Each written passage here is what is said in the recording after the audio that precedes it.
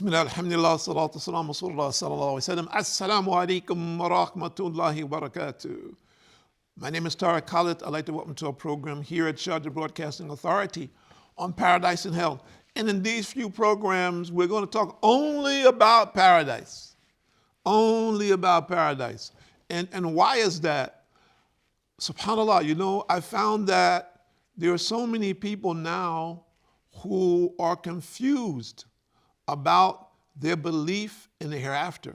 And as a result, they become cloudy about the existence of paradise. And that's frightening for me. Just yesterday, I talked to one of my friends in the States, a very old friend of mine, and he was telling me about a client of his who historically was Jewish. She's an older woman, and she's not really practicing. Her and her husband are not really practicing Judaism. And she's an athlete. When she was young, she was a competitive athlete. And still as an older woman, she's had brain surgery for cancer and more than once, and just recently again. And when we discussed this, I became like, SubhanAllah, I felt so bad. And I see so many incidents now where there are so many people who their lives are in confusion. They're living physically fine. Their life physically is secure as far as their material existence is. But they're zero when it comes to understanding paradise. And as a result, when they get older, they kind of start fading, and then still hoping that they're going to live longer. When all the evidence is there that, look, most of your life is behind you. Allah is showing you the signs. The signs are clear that most of your life is behind you. Once you reach 60 years old, most of your life is behind you. That's just realistic. Now, if you're only making effort on this material existence, if you have no concept of paradise, and we've been told, the people of the past were told also. That's a reminder for us now that Jesus, alayhi salam, may the peace and blessings of Allah be upon him. Moses, may the peace and blessings be upon him. Ibrahim, may the peace and blessings of Allah be upon him. All of them told the people about the existence of paradise and what you needed to do. Not just that, what you need to do to get there.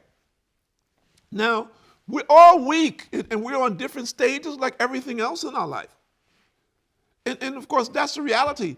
But we should never lose hope. We should never lose faith that, number one, paradise does exist. Number two, it is eternal.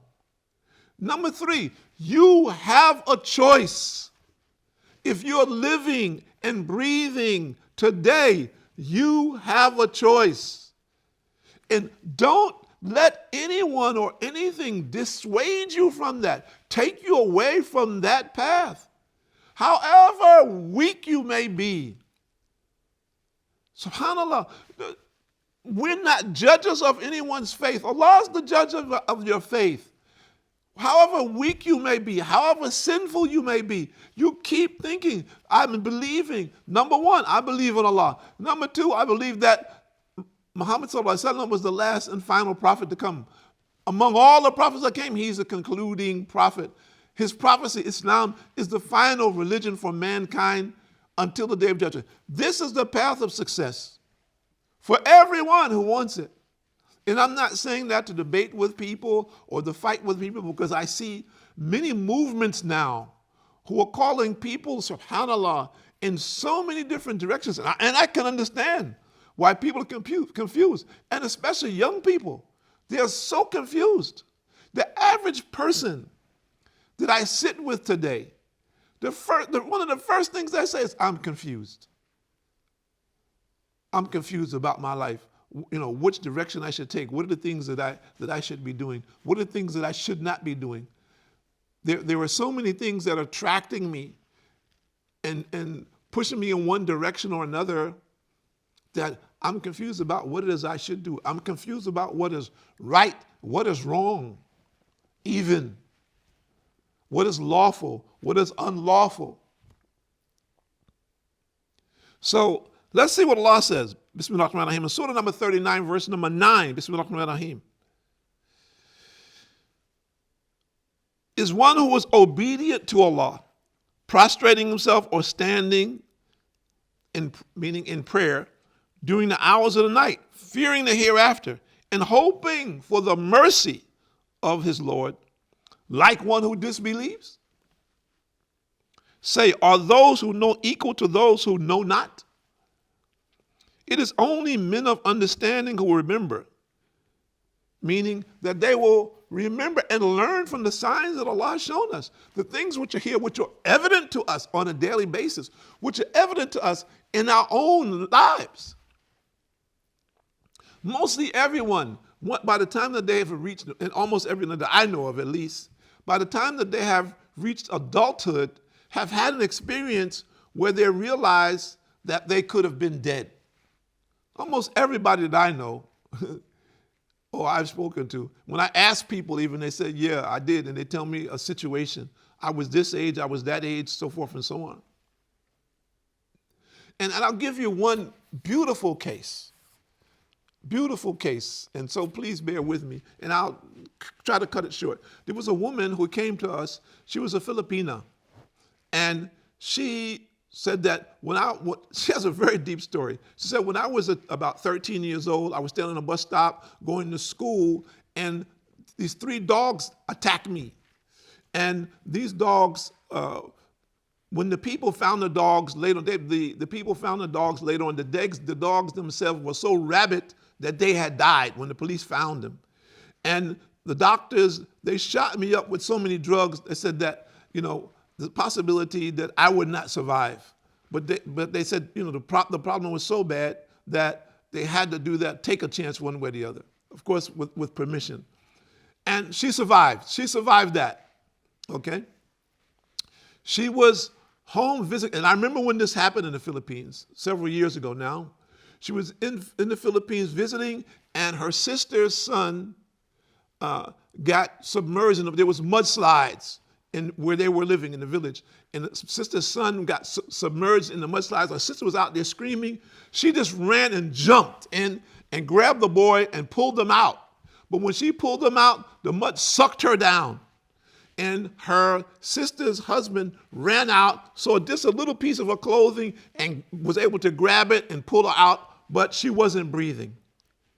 And they gave her artificial resuscitation, and she survived that. Really, subhanAllah.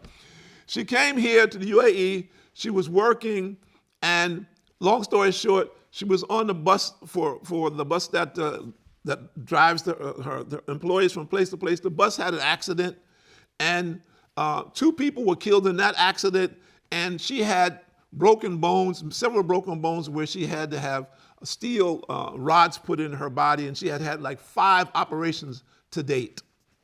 So she asked me, what do you think? I said, there's nothing for me to say to you. I have nothing to say. Allah has shown you clearly, and maybe this may be your very last time.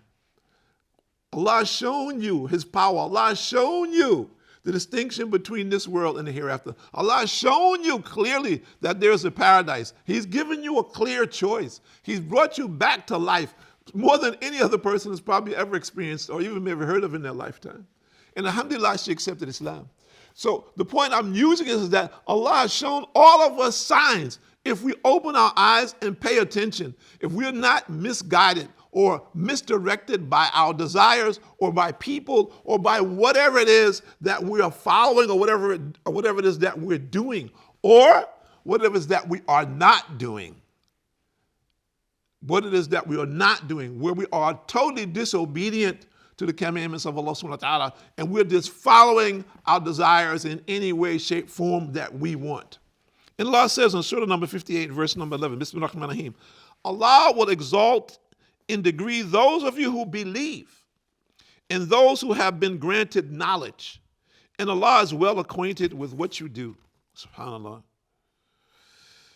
So we need to understand this. And let's, SubhanAllah, in Imam Bukhari, rahmatullah, reported from Abu Hurairah, the Prophet ﷺ said, whoever believes in Allah and His Messenger ﷺ, offers prayer perfectly and fasts the month of Ramadan will be granted paradise, Jannah, as of right by Allah, no matter whether he fights in Allah's cause or remains in the land where he is born.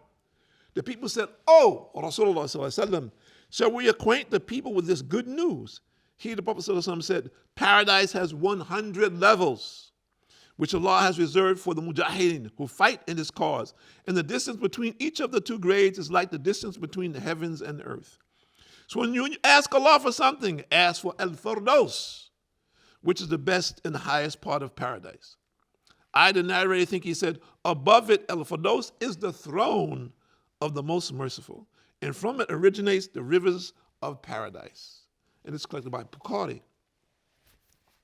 So we're looking for paradise. We're looking for the greatest reward that Allah has granted us. Any place in paradise. Any place. Of course, we strive and we ask like anything else. We're competitive. We should ask Allah for the highest level, which is Firdaus. And we should do what we can to the best of our ability to achieve it. And more than anything, we should believe that it exists. And we should work towards that. Sure, we are sinners. Sure, we make mistakes. But should we be deluded by the influence of Satan and his associates? That, oh man, you're an alcoholic. Oh man, you're a drug addict. Oh man, you're a thief. Oh man, you're in prison. Oh man, you're a liar, you're a cheat, you're a thief. Oh, you're a womanizer. Oh, you're a gambler, you're a cheater. Does it mean that you cannot change? No, none of these things are good things. And many people, unfortunately, are locked into this path. And there are millions of people who are very decent people who are not like this at all. But they're locked into another path, away from the belief in Allah, away from focusing on their hereafter, away from focusing on their chance to enter paradise. They have been deceived and deluded by the things of this world. Those who have them on one side and those who have not. And then the ones who are in the middle. In one way or another, they have been fooled. And unfortunately, the promotion of this is huge. Huge. And we are bombarded on a daily basis with misinformation. What do I mean by that? Just the idea that they're calling people icons, as an example. And there are certain people's names, if you mention them globally, people identify them as icons of worldly pursuits, of materialism. And we're not saying that a person cannot be wealthy. Don't misunderstand that. We're not saying that a person, because he's wealthy, he's a cheater, he's a liar, he's a thief. No, that does not have to be the case at all. But what we're saying that if we strive and are focused only on this material existence from one way or another, meaning the have-nots, the people who are on the end of the food chain. And they're aspiring to be like the people at the top of the food chain. And they will do anything to get ahead of where they are. They are at loss. This is a huge mistake. Sure, we're sympathetic with all of the people who are in that condition. But at the same time, the person who has wealth will have to account for his wealth when he comes before Allah. There's another side to this equation. The person who only has the clothing on his back, he has a lot less to answer to when he comes to Allah subhanahu wa ta'ala, doesn't he? So it is about ultimately our belief and whatever that we have received, how we are using it in relationship to our belief to achieve our aim. We need to know our aim. SubhanAllah, I look at many of the inspirational, what they're calling today, inspirational speakers, at least in English language. And some of them are amazing in terms of their dynamics and their energy and their promotion. But I find that most of them miss the mark because they're calling people to positiveness, but they're calling people to worldly pursuits only, or especially, or more than anything else, which means that their understanding is also extremely limited. And I'm not saying this to put anyone down, but ultimately, we should start with the end in mind. And there is one of the persons who is very famous who says this: start with the end in mind, meaning see yourself at your funeral. Where do you want to be? When you're at your funeral, what is the condition that you want to see? But people make the mistake of relating this back to their worldly pursuits. Okay, I started there. So what are the things I need to do to leave behind a material legacy? And we're not saying that a person shouldn't leave a legacy.